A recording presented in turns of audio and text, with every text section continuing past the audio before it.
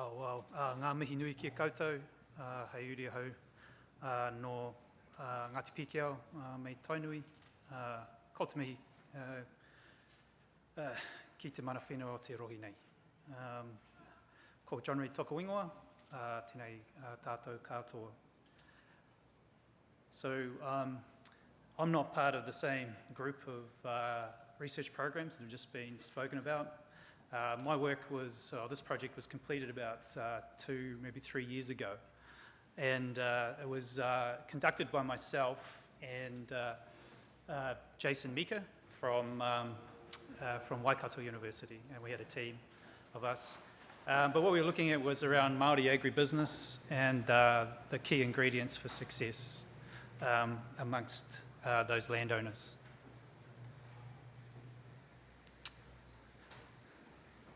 So the initial phase of this project is we spoke with 16 Māori trustees and directors of 16 Māori land trusts and corporations.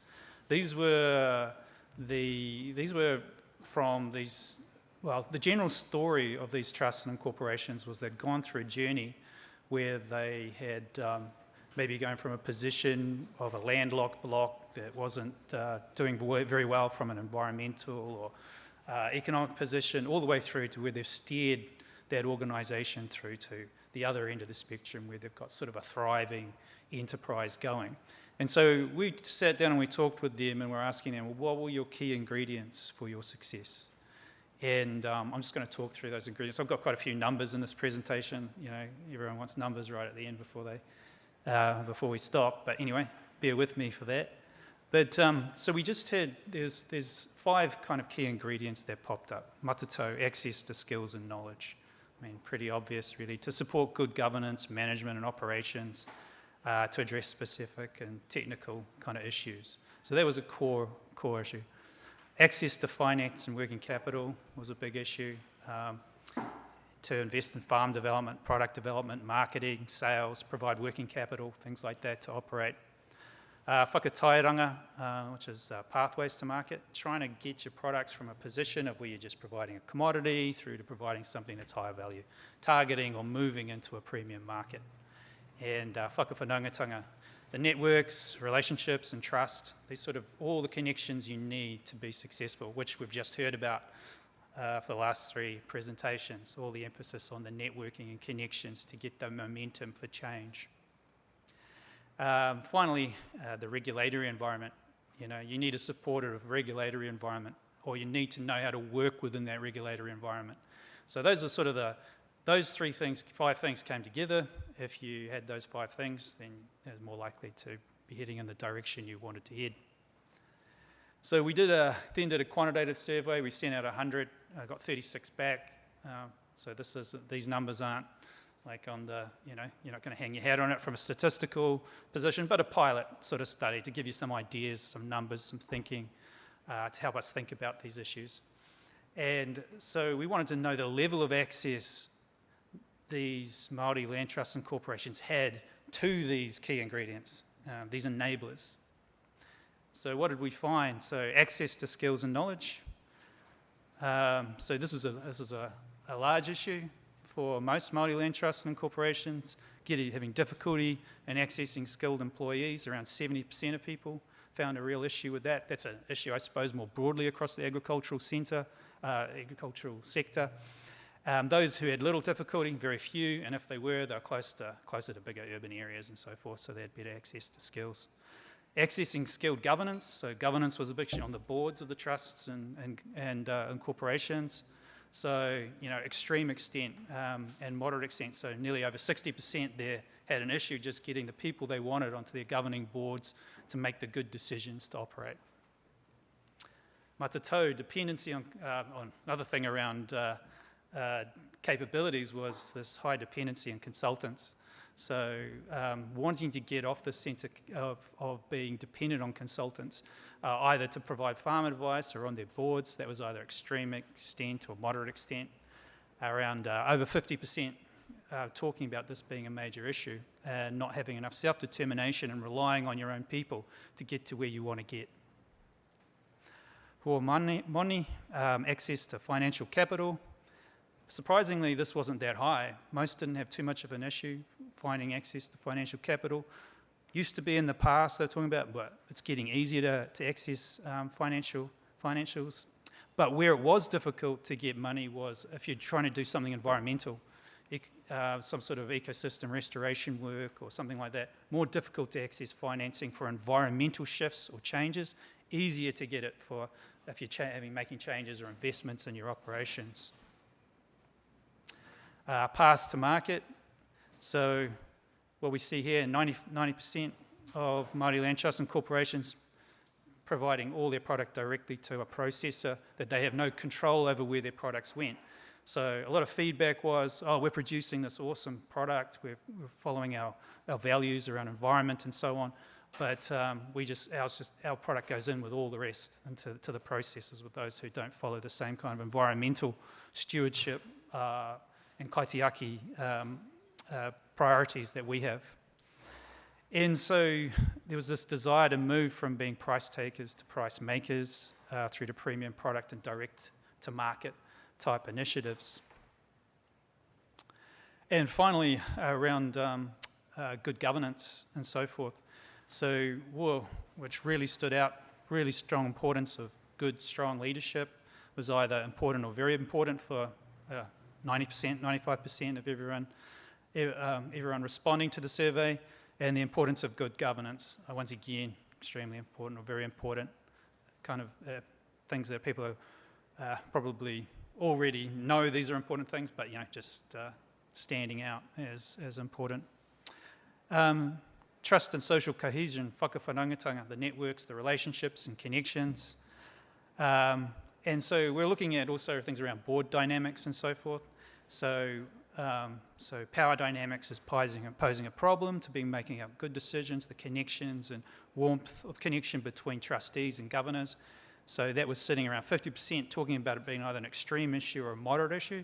So once again, something that needs to be worked through around conflict resolution, those sort of issues to deal with that type of problem. Consensus making being a problem. What's funny was there's saying here there's quite strong power dynamics on the boards, but they're also reporting that consensus making wasn't too much of a problem. So obviously there's a lot of tensions going on, but then consensus decisions get made and directions arrived at. And finally, the regulatory environment. So regulations being a major constraint on the direction you're heading. Feedback was no, generally. So there's sort of over 90%, which surprised us. We were thinking that it'd be far more of a constraint with the Te Tūti Whenua Māori Act and the kind of constraints that imposes, but also the RMA. But those two did stand out as being constraints, but not overwhelming constraints to change.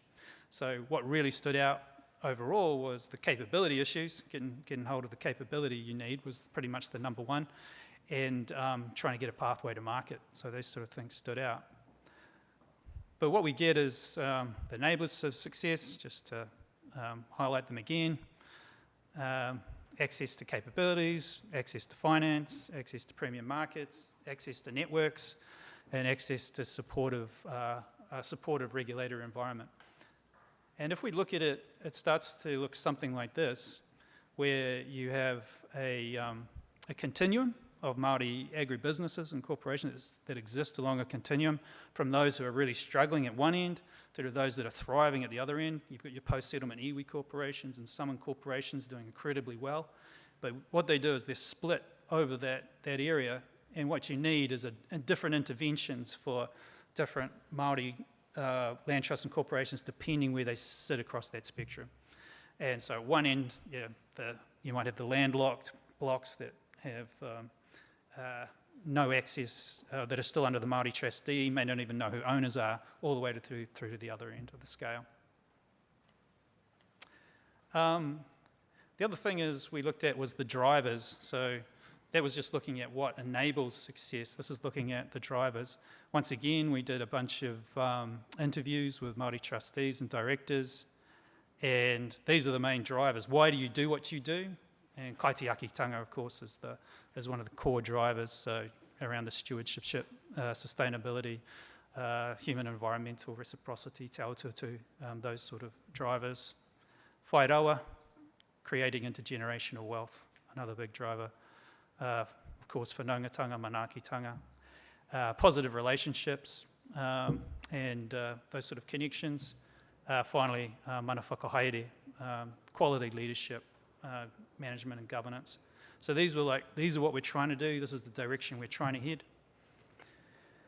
And so we find, well, how important were these drivers? And you can see from when we took it to the survey, super important across all these areas. So these are the sort of main drivers propelling those organisations forward.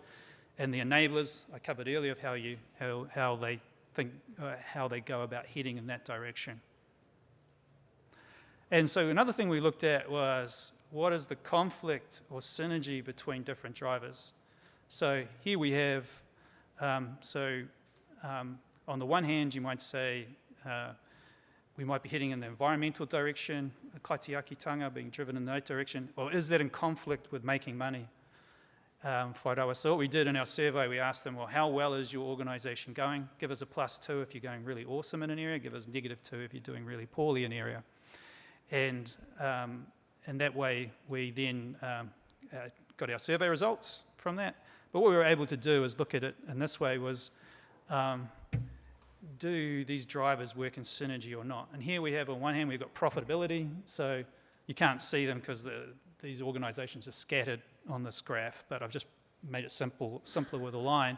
But what it showed is the correlation was that the more, basically the healthier and the higher the modi of the land, the more profitable the organisation. So what we find, they don't act in conflict, they work in synergy. And that's in that sense based on those surveys results. Same with, probably not surprisingly, the better your operations, the better your board, the better the management, the more profitable you are as well. So once again, those sort of things work in synergy. Overall, we arrived at the end of this research with this matrix. On the one hand, down the left-hand side, we've got the enablers, which I went through. Across the top, you've got the drivers, and then a range of actions that you take to achieve your goals, your drivers, and the enablers to achieve that. And this goes down to a lot more detail, and there's a website and stuff that sits and underpins it, and a website tool you can use. And if anyone is interested in this information and this study, there's a link here. All you can do is Google Ngāi Tahu Research Centre, University of Canterbury, Contemporary Division, and click, and then all the publications are there under the green. Thanks. So, kia ora.